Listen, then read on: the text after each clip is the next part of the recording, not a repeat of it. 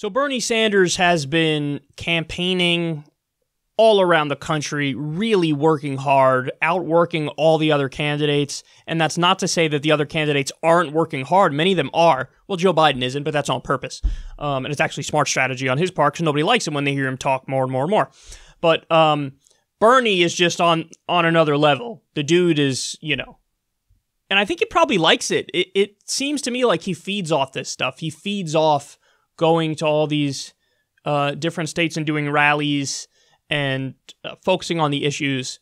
Well, he gave another wonderful speech at the California Democratic Party conference, and you'll notice the awesome theme here that he keeps harping away on. Check it out.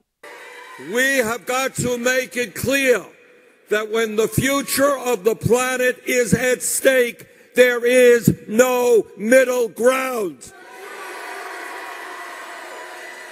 We will take on the fossil fuel industry and transform our energy system.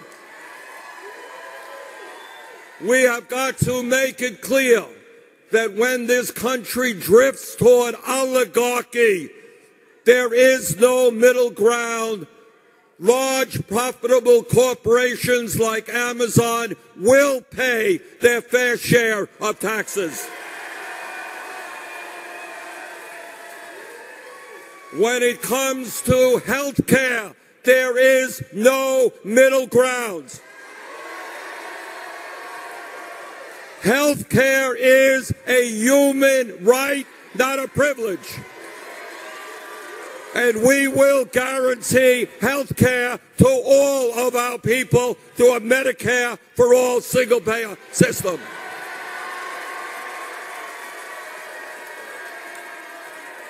When it comes to abortion, there is no middle ground. A woman has the right to control her own life, not the government.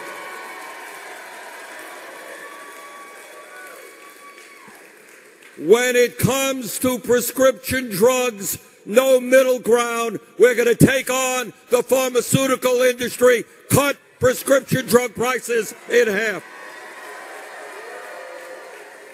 And when it comes to mass shootings and the fact that 40,000 people were killed last year with guns, no middle ground. We will take on the NRA.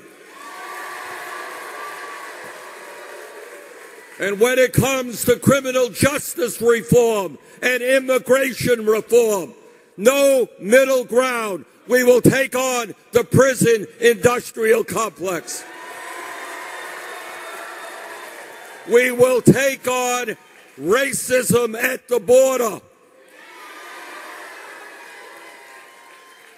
And when it comes to foreign policy, no middle ground.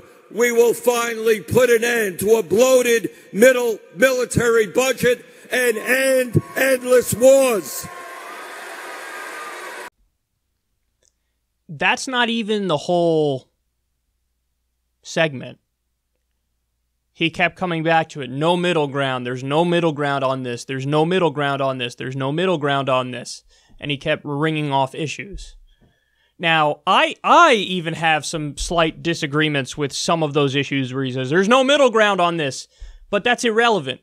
The main point here is that's a winning strategy.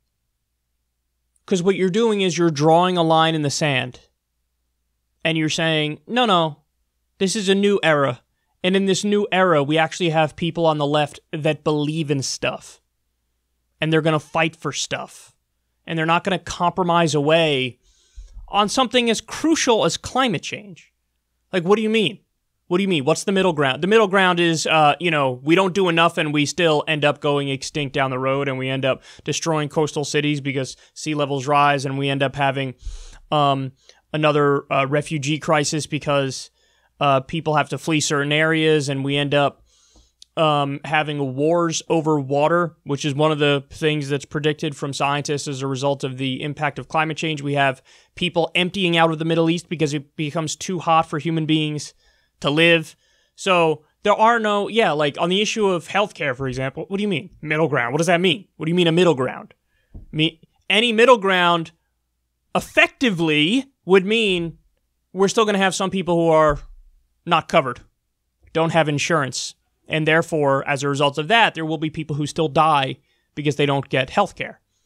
Anywhere from 30 to 45,000 a year are already like that in the U.S. Any kind of milquetoast, neoliberal, Obamacare-ish approach, that's not a middle ground. You're just wrong. You're just wrong, and your policies, quite literally, are deadly. So we mean a middle ground. And listen, he's drawing a stark contrast between himself and pretty much all the other candidates. Almost all the other candidates. Certainly the Joe Bidens. And he's like, he's viewed as like the perfect example of the opposite ideology. The perfect example of the corporatist wing of the Democratic Party. And this is him drawing a line in the sand and saying, okay, let's have this debate. Let's have this discussion. I'm not going to back down. I'm not going to shy away. I'm not going to fight this on your terms. I'm going to tell you what the reality is. There is no middle ground on this, and this. Please, by all means, disagree. I dare you. Go for it. Go for it. Let's see what happens. Now, again, substantively, there are little areas where I'm like, I don't know about that one, Bernie. I think there are literally, middle ground approaches on some of them. For example, on guns, saying there's no middle ground approach would mean what? Well, the furthest left position is, keep it real, just getting rid of guns. And in the U.S., that's not going to happen, nor I don't even believe in that. I don't even agree with that. I think that we can have more regulation. We can have universal background checks. We can have testing in order to purchase guns. We can regulate the kind of guns that are allowed on the market for sure. But I don't agree with getting rid of all of them. I don't think Bernie does either, but the framing of no middle ground on that issue brings to mind that. Brings to mind like, oh, Bernie wants to ban guns. Again, and he doesn't believe in that, but it's the phrasing I think will lead people to think that's what he means. On abortion, like Roe versus Wade is quite literally a middle ground. And we all support Roe versus Wade, but there is room for some slight regulation when it goes later on in the pregnancy. And I'm okay with that. I like that. So when you say no middle ground, it gives people the perception of like, well, what does he want? 3 minutes before a birth to give a late-term abortion for no reason whatsoever. The life of the mother's not in danger. Like, when you say no middle ground, this is what people can think. But apart from, like, minor disagreements, like those are, that general philosophical approach of saying, here's what I believe in, I'm planting a flag, I'm going to defend this, there is no middle ground, that is a winning approach. That's a winning approach. It's been a long time since we've seen Democrats run for office where they actually have core fundamental beliefs and principles, and will defend those, and will make the arguments. And it's refreshing to see now. That started trending on Twitter, hashtag no middle ground. That started trending. I like what I'm seeing from the Bernie camp. I do.